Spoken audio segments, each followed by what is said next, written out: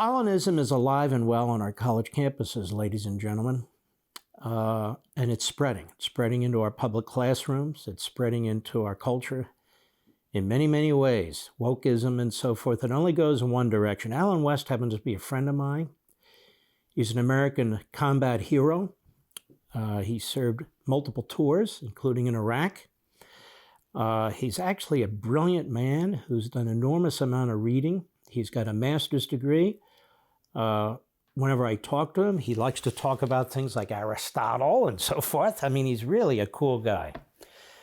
And so he goes to the University of Buffalo, where he's invited to speak. And obviously, he's a black gentleman. And he goes there to talk about how America isn't racist. And Black Lives Matter and others shut him down. They will not let him speak. Why? This is why. It's American Marxism. Free speech, freedom of association are not welcome in a Marxist environment. Conformity and uniformity of their kind is demanded in a Marxist environment. Let's check in. Go. Well, it's good to be with you, Will, and I'm part of the speaker group with the Young America's Foundation, and I go in and talk to these conservative students on these campuses about these many different topics, and this topic was about race and American exceptionalism. And prior to me even getting there, the posters that were announcing my coming were being ripped down, and I was on Fox and Friends early on Wednesday to talk about that. But, you know, I've been in combat, and of course I was not concerned, but I was concerned about the safety of the students that are there at the University of Buffalo. But the fact is this, y'all just had a segment talking about free speech. You know, as I explained to those students, I was born 61 years ago in a blacks-only hospital.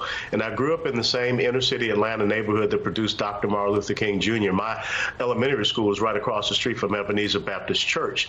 So if you want to talk about race and American exceptionalism, why shouldn't a black man that was born 61 years ago in a blacks-only hospital that rose to the ranks to become a lieutenant colonel when his dad was just a corporal in the Army and a segregated Army, became a member of the United States House of Representatives. But these kids want to be victims. They don't want to hear that. They're very militant. They're very radical. And I'm glad that we exposed them.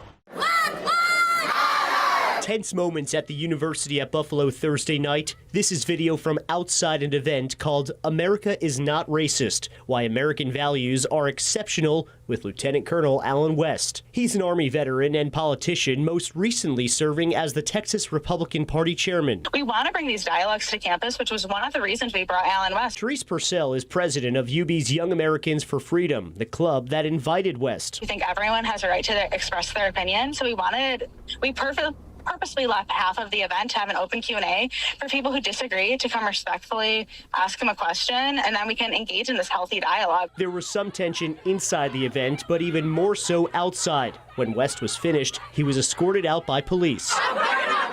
Purcell says West was followed by hundreds of students and claims she was followed as well. I started to sprint away from them and thankfully got like a second ahead of them and darted into one of the men's bathrooms. And while I was in the bathroom hiding from them, I could hear screaming throughout campus of, "Where is she? Where is she? We need to find her. Where is she?" University police tell me they've received reports of harassment by protesters against some club members, and some people who disagreed with the event said they received threats online. There were a lot of comments online saying things like that students were animals, that students were going to get shot up. We actually did. So we were going to be target practice. We were told that we were target practices. UB did release a statement saying in part, quote, "As a public university, all members of the UB community and invited guests have a right to peacefully express their views and opinions, regardless of whether others may disagree. This includes the right of individuals to oppose the views or opinions of others, including peaceful protests, but not in such a way as to limit or prevent the speaker's freedom of expression or interfere with university operations."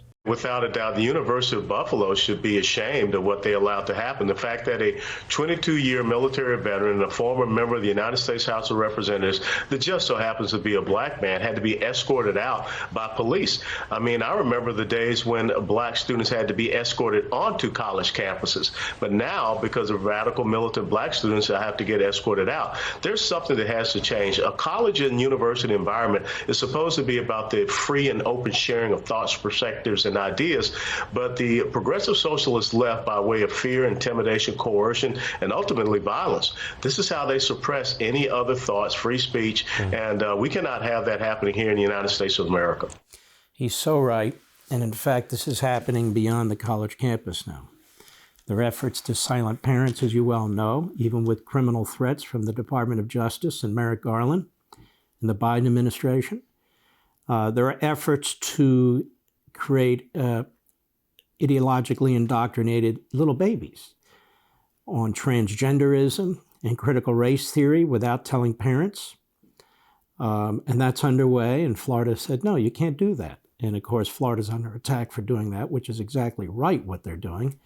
Parents have rights, and little kids have a right not to have their brains molested. And that's what's taking place. And you can see this all across the spectrum.